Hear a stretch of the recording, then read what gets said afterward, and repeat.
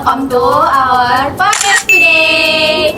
Sebelumnya, perkenalkan kami moderator dari podcast kali ini. Saya Fariza selaku moderator, saya Lukna selaku moderator, dan ini adalah narasumber kita. Halo, aku Celia. Halo, aku Saya. Halo, aku Zaura. Di podcast kali ini kita bakal bahas permasalahan yang lagi sering kita alami, yaitu apa? Global warming.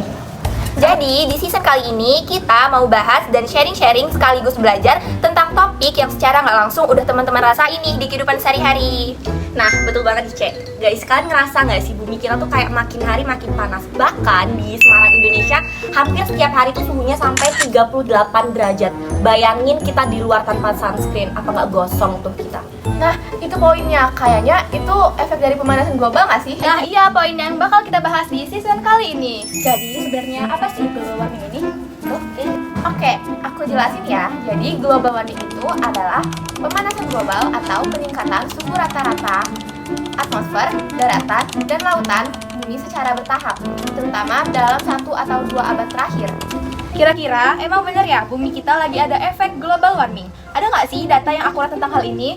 Nah, data iklim terbaru nunjukin kalau global warming itu bukan cuma sekedar mitos atau lebay aja, tapi nyata banget. Menurut lembaga resmi kayak WMO, NASA, dan Copernicus, tahun 2024 jadi tahun terpanas sepanjang sejarah, dengan suhu bumi naik sekitar 1,5 derajat Celcius dibanding masa pra-industri, dan sebelumnya 2023 juga udah mecahin rekor terpanas dengan kenaikan sekitar 1,45 derajat Celcius. Artinya, bumi kita ini makin kepanasan karena aktivitas manusia, mulai dari pembakaran bahan bakar fosil sampai deforestasi. Dan kalau ini terus dianggap sebagai hal yang sepele, dampaknya bakal makin kerasa. Cuaca makin ekstrim, laut naik, dan ekosistem bakal semakin kacau.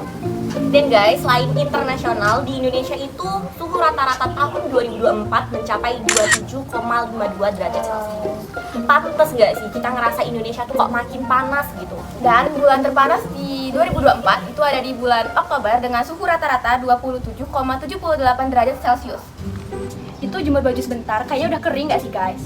Oh pantesan di tahun 2024 kok kita kayak gampang ngerasa panas gitu sih? Gampang ngerasa keringetan, ternyata temperaturnya aja segitu. Terus gimana sih cara buat kita bisa tahu kalau ternyata suhu bumi itu semakin naik setiap tahun? Jadi untuk itu tuh kita punya parameter global warming yang digunain untuk mengukur dan buktiin terjadinya pemanasan global secara nyata dan berkelanjutan nih. Oh ada ya? Bikin penasaran aja. Jadi apa kira-kira standar yang dijadiin pengukuran global warming ini?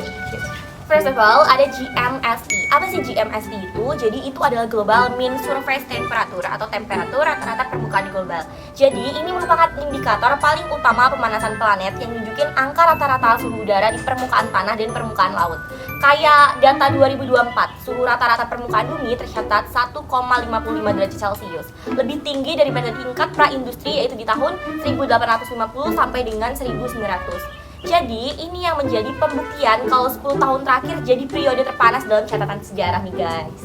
Yang kedua, ada gas rumah kaca yang kalau disingkat jadi GRK yang berfungsi sebagai indikator pengukur tingkat pemanasan global karena kemampuan yang merangkap panas matahari di atmosfer bumi. Konsentrasi GRK seperti CO2, CH4, N2O yang terukur di atmosfer berbanding lurus dengan jumlah radiasi inframerah yang terperangkap. Semakin tinggi konsentrasinya, semakin tinggi pula peningkatan suhu rata-rata permukaan bumi. Datanya menunjukkan karbon dioksida CO2 mencapai konsentrasi tinggi dalam 2 juta tahun terakhir, menembus 420 ppm, lebih dari 150% tingkat pra-industri. Metana CH4 melebihi 1980 ppb, 264% tingkat pra-industri, dan di nitrogen oksida N2O mendekati 339 ppb, 124% tingkat pra-industri.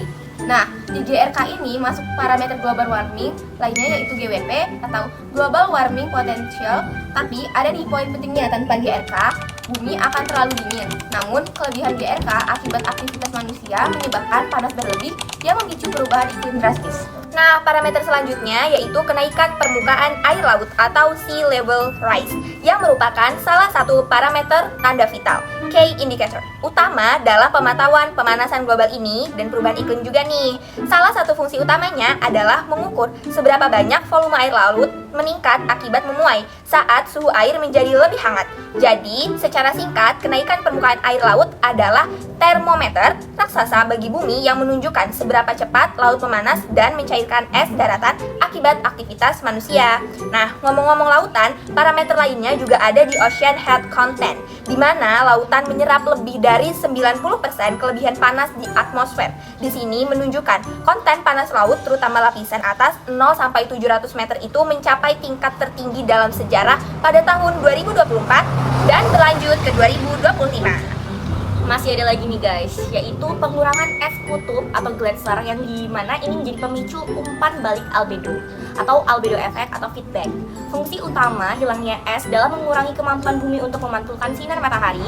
Jadi for your information, es dan salju memiliki albedo tinggi atau putih atau reflektif yang memantulkan 90% radiasi matahari kembali ke luar angkasa.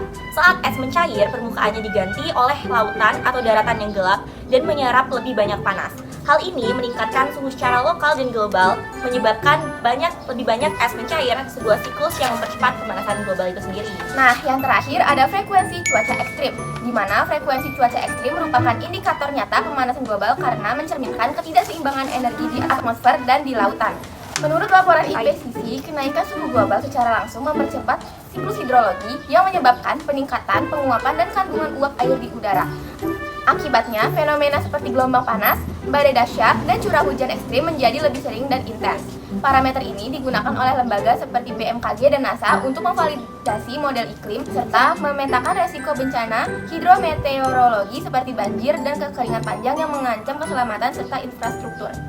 Nah, dari tadi kita ngomongin parameternya nih guys. Rata-rata semuanya disebabkan oleh aktivitas manusia nih. Ya nggak sih, saya? Bener banget. Ya, betul banget.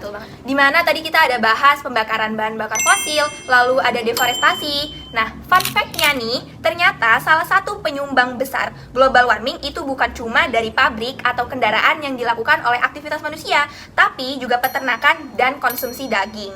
Kok bisa sih? Karena nih ya, menurut laporan PBB dan IPCC, industri peternakan menyumbang sekitar 18% emisi gas rumah kaca global, bahkan lebih besar dari gabungan seluruh sektor transportasi di dunia. Jadi guys, peternakan itu menghasilkan gas rumah kaca seperti karbon dioksida, metana, dan nitrogen oksida. Metana sendiri itu dampaknya jauh lebih kuat dibandingkan CO2 dan banyak dilepaskan dari sistem pencernaan hewan ternak, terutama sapi. Selain itu, peternakan juga jadi penyebab utama deforestasi. Misalnya di Amazon tuh, di mana sekitar 70% hutan dialihfungsikan jadi ladang peternakan. Bukan cuma soal emisi, peternakan juga boros air dan energi. Untuk menghasilkan 1 kg daging sapi dibutuhkan air dalam jumlah sangat besar dan energi fosil yang jauh lebih tinggi dibandingkan pangan nabati.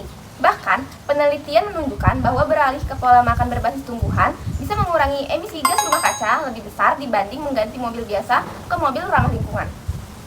Jadi, dari sini kelihatan kalau apa yang kita makan ternyata juga punya dampak besar terhadap pemanasan global. Wah, keren sih. Jadi, kira-kira kesimpulan apa sih yang bisa kita ambil dari parameter global warming ini? Nah, kesimpulan dari parameter yang udah kita jelasin nih, pemanasan global adalah kondisi ketidakseimbangan energi bumi yang dipicu oleh akumulasi gas rumah kaca, sehingga menyebabkan suhu rata-rata atmosfer dan laut melonjak hingga mendekati ambang kritis, yaitu sampai 1,5 derajat Celcius. Jadi secara fisik, fenomena ini dapat disimpulkan melalui parameter pencairan es kutub secara masif, kenaikan permukaan air laut, serta meningkatnya frekuensi cuaca ekstrim yang mengganggu stabilitas iklim global. Kalau boleh tahu, ada nggak sih contoh kasus yang lagi viral, yang lagi terjadi atau yang udah terjadi di global warming ini? Ada dong. Nah guys, ngomong-ngomong kan tadi kita udah ngomongin buat parameter. Sekarang kita masuk ke kasus gak sih? Let's go. Kita bedah. Nah, jadi kita tuh punya satu kasus, kalian kayaknya pasti tahu deh, ini kasus populer juga, yaitu bencana Los Angeles, California. Jadi, salah satu contoh nyata dampak global warming itu sendiri bisa kita lihat kebakaran yang hebat yang terjadi di Los Angeles, California. Kebakaran itu dipicu oleh musim kering yang padat dan anomali iklim ekstrim. Menurut penelitian ilmuwan Klimameter, Perubahan iklim bikin California Selatan jadi lebih panas. Udaranya sekitar 15% lebih kering dan anginnya 20% lebih kencang. Kondisi ini jadi faktor utama kenapa kebakaran hutan bisa menyebar dengan sangat cepat, apalagi diperkuat oleh angin panas dan kering Santa Ana. Akibatnya, api nggak cuma membakar hutan, tapi juga merambat ke pemukiman, sampai menghanguskan lebih dari 10.000 bangunan dan menimbulkan korban jiwa. Padahal kebakaran di California hampir terjadi setiap tahun, tapi tahun kemarin itu jadi yang paling parah. Kenapa bisa yang paling parah? Karena dampak perubahan iklim yang makin ekstrim. Fenomena serupa sebenarnya juga terjadi di Indonesia lewat kebakaran hutan dan lahan. Bedanya, di Indonesia luas lahan yang terbakar jauh lebih besar, bahkan pernah mencapai jutaan hektar, tapi banyak terjadi dari daerah yang jarang penduduk. Selain itu, kalau di California, kebakaran didominasi faktor alam dan iklim. Di Indonesia, kebakaran sering dipicu oleh aktivitas manusia dan diperparah oleh kekeringan panjang. Kasus California di Indonesia ini menunjukkan bahwa dunia sedang menghadapi krisis lingkungan besar, yaitu krisis iklim. Hilangnya keanekaragaman hayati dan polusi dan kebakaran Los Angeles jadi bukti nyata bahwa global warming bukan lagi isu masa depan, tapi krisis yang sedang kita hadapi oleh sekarang. Wah, ternyata serem banget ya kasus di California itu. Ada lagi nih, contoh lain dari dampak global warming. Yang gak kalah serius adalah pencairan es di kutub utara dan kutub selatan. Di kutub utara, wilayah Arktik mengalami pemanasan yang jauh lebih cepat dibandingkan wilayah lain di bumi. Akibatnya, lapisan es laut di Arktik terus menyusut setiap tahunnya. Bahkan, luas es musim panasnya kini tinggal setengah dari kondisi beberapa dekade lalu. Pencairan es ini berdampak besar, mulai dari naiknya permukaan air laut, terganggunya ekosistem, sampai terancamnya kehidupan hewan-hewan, seperti beruang kutub yang bergantung pada es untuk berburu. Selain itu, mencairnya es juga membuka daratan dan laut yang sebelumnya tertutup, yang justru bisa mempercepat eksploitasi sumber daya dan memperparah krisis iklim. Sementara itu, di kutub selatan atau Antartika, lapisan es daratan juga mengalami pencairan yang signifikan. Banyak gletser besar di Antartika bagian barat mulai retak dan runtuh ke laut. Jika pencairan ini terus berlanjut, permukaan air laut global bisa naik secara drastis dan mengancam wilayah pesisir serta pulau-pulau kecil di seluruh dunia. Jadi, pencairan es di kedua kutub ini membuktikan bahwa global warming bukan hanya berdampak secara lokal, tapi bersifat global dan memengaruhi keseimbangan bumi secara keseluruhan. Habis itu ada lagi nggak sih? Tapi yang di Indonesia nih, kan dari tadi di luar negeri terus. Jujur, yang di Indonesia ada nggak sih guys?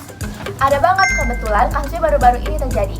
Jadi kasusnya itu tentang tanah longsor dan banjir bandang yang melanda Aceh, Sumatera Utara, Sumatera Barat pada akhir November hingga Desember 2025. Kasus ini merupakan kasus paling nyata dampak global warming di Sumatera. Ketika curah hujan ekstrim turun terus-menerus jauh di atas normal, memicu sungai meluap, tanah runtuh, dan menghancurkan permukiman warga. Bencana ini melewaskan lebih dari 1.000 orang, merusak ratusan ribu rumah serta infrastruktur, dan memaksa ratusan ribu warga mengungsi. Para ahli media internasional menjelaskan bahwa pemanasan global membuat atmosfer menyimpan lebih banyak uap air, sehingga hujan menjadi lebih deras dan ekstrim. Sementara kerusakan hutan dan tata kelola daerah aliran sungai yang buruk di Sumatera memperparah dampaknya karena tanah tidak lagi mampu menyerap air dengan baik. Menjadikan bencana ini bukan sekedar bencana alam biasa, tetapi contoh jelas bagaimana perubahan iklim memperbesar skala dan dampak bencana hidrometeorologi di Indonesia. Oh, ternyata banyak banget ya dampaknya sampai ada kasus-kasus besar kayak gitu. Berarti kita butuh penanggulangan tuh dari fenomena global warming ini. Kira-kira apa aja ya? Bener banget, jadi kita juga harus punya upaya untuk mengurangi atau setidaknya menjaga bumi kita agar fenomena global warming ini tuh nggak semakin parah dan dapat teratasi. Pertama, kayak mengurangi emisi gas rumah kaca yang tadi jadi penyebab utamanya. Intinya, kita perlu ngurangin gas-gas yang bikin panas bumi terjebak di atmosfer. Gas ini banyak muncul dari kendaraan, pabrik, dan pembangkit listrik. Contohnya, bisa kayak kita mengurangi penggunaan kendaraan pribadi, naik mobil atau motor seperlunya aja. Lalu yang kedua, dengan beralih ke energi terbarukan. Energi terbarukan itu energi yang lebih ramah lingkungan, karena nggak menghasilkan emisi besar seperti bahan bakar fosil. Contohnya, kayak menggunakan panel surya di rumah atau di sekolah, lalu lampu jalan tenaga surya sekarang mulai banyak dipakai. Yang ketiga, melindungi dan menjaga hutan. Hutan itu menyerap karbon alami. Kalau hutan rusak atau dibakar, karbon malah lepas ke udara dan bikin bumi makin panas. Contohnya, tidak membuka lahan dengan cara membakar, lalu ikut kegiatan penanaman pohon atau reboisasi. Yang keempat adalah transportasi ramah lingkungan.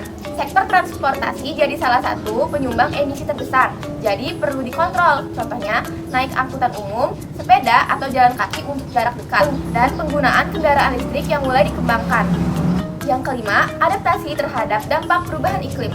Karena dampak global warming sudah terjadi, kita juga harus siap menghadapinya. Contoh, sistem peringatan dini kebakaran hutan dan banjir, pembuatan tata kota yang lebih aman dari bencana iklim.